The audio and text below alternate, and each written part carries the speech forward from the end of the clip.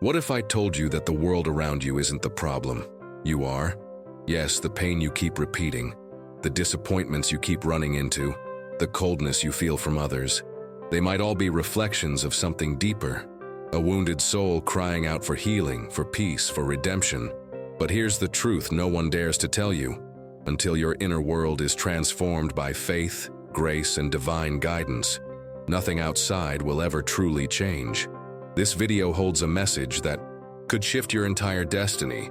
And if you miss it, you might keep walking in circles, repeating the same heartaches over and over again. Don't risk that.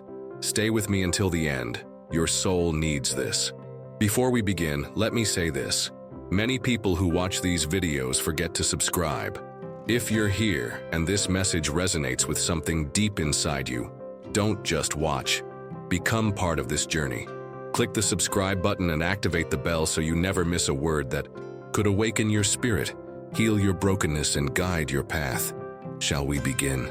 In the stillness of a new morning, a weary traveler arrived at the edge of a quiet village, his soul carrying the shadows of bitterness and brokenness. The dust on his feet had not yet settled when he approached a humble Zen master seated beneath an old fig tree. With eyes that held the light of eternity and the wisdom of many journeys, the master welcomed him not with answers, but with questions.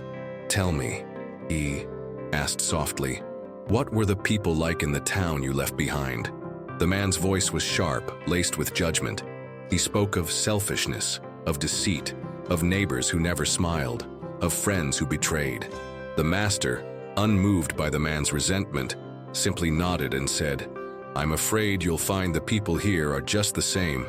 And in that sacred silence that followed, a seed of truth was planted, not about the villagers, but about the man's own heart. His perception had been shaped by unhealed wounds, by a lack of forgiveness and grace. He had carried his brokenness like luggage across mountains, never realizing it wasn't the towns that were cruel, but the lens through which he viewed the world. This moment, so seemingly simple, reveals a divine mirror. The world often reflects not what it is, but who we are inside. Just as Proverbs 23:7 teaches, "For as he thinketh in his heart, so is he." When our spirit is clouded by judgment, we cannot see the light in others, only shadows of our own pain.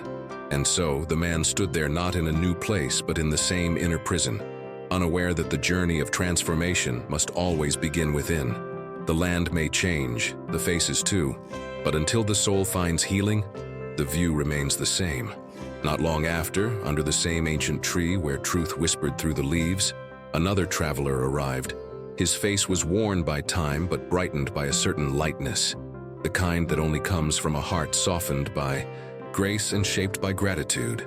He bowed gently to the Zen master, his eyes radiating peace, and asked with humility, "Are the people in this village kind?"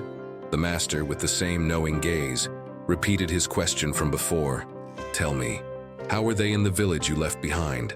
The man's answer came without hesitation. "They were gentle, full of kindness and compassion. They prayed often. They lifted one another's burdens. I was blessed to have known them." The master smiled, a smile, not of surprise but of recognition. "You'll find the people here are just the same." This exchange, though wrapped in simplicity, unveils a profound spiritual truth, one echoed in Matthew 6:22. "The eye is the lamp of the body. If your eyes are healthy, your whole body will be full of light." What the man carried in his soul he projected onto the world. Peace birthed more peace. Love attracted more love, and his presence became a blessing wherever he stepped. His faith allowed him to see beyond flaws and into the essence of people's humanity. He saw the divine spark even in imperfection. This wasn't naivety. It was wisdom shaped by surrender and an awakened spirit. He had walked through storms and still chose to see sunlight, not because the storm didn't leave scars, but because he refused to let the scars become his identity. His heart had found healing through devotion and presence, and now his reality reflected the blessing he had become. His eyes didn't just see, they revealed the truth of his soul, and wherever he journeyed, that truth reshaped the world around him. The wind carried the echoes of both men's words as the Zen master sat in the quiet afterward, his soul resting in the stillness of divine awareness. He had seen this truth unfold more times than he could count, travelers believing they were discovering new lands, when in reality, they were only revisiting the landscapes within their own hearts. It is written in Titus 1:15, "To the pure, all things are pure, but to those who are corrupted and do not believe, nothing is pure." What a person sees is less about the object and more about the lens. One heart, healed by grace and seasoned with humility, finds beauty even in broken places. Another, haunted by bitterness and devoid of trust, will call paradise a prison. The world doesn't change with each journey. The traveler does. And so, when a man sees hope, he draws hope. When a woman sees light, she walks in it. But when one carries only shadow within, even blessings feel like burdens. This is the divine mirror. The world reflects what we radiate.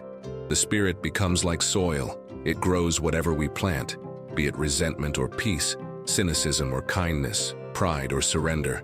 A person anchored in faith will find miracles in ordinary moments, will find purpose in detours, will find love even when surrounded by silence. But one hardened by disappointment may reject every blessing, blind to the redemption being offered in disguise. That is why transformation begins not by fixing the world, but by inviting healing into the soul. As 2 Corinthians 3:18 reminds us, we are being transformed into His image with ever-increasing glory. We become what we behold. If we want the world to be softer, truer, filled with light, we must become that first. And in doing so, we discover that the external world was never the source of our suffering or our joy. It was always the mirror. The old master often said with a tender voice that felt like a warm sunrise, "The heart is a well. What you draw from it depends on what you pour in." Life, he believed, was not transactional, but spiritual. Love was never meant to be earned like wages or measured like coin. Instead, it was meant to be planted, like a seed of eternity hidden in the soil of today. And so he taught that if one desires love, one must become love. Not the romantic kind built on fleeting emotions, but the kind forged in patience, tested in silence, and strengthened by humility. The kind of love that Jesus embodied when he knelt to wash the feet of men who would later betray him. John 13:14-15 reminds us of that divine example. To give love is to mirror the heart of God, to offer peace in the midst of shadow, to be kind even when the world is cruel. But this isn't weakness, it's strength in its most sacred form. What we sow in spirit, we reap in reality. A life rooted in blessing will attract grace. A soul soaked in compassion will receive healing. When we give encouragement, we awaken someone's courage. When we extend forgiveness, we unlock our own redemption.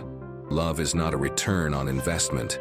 It's the overflow of a heart that trusts the divine to keep count.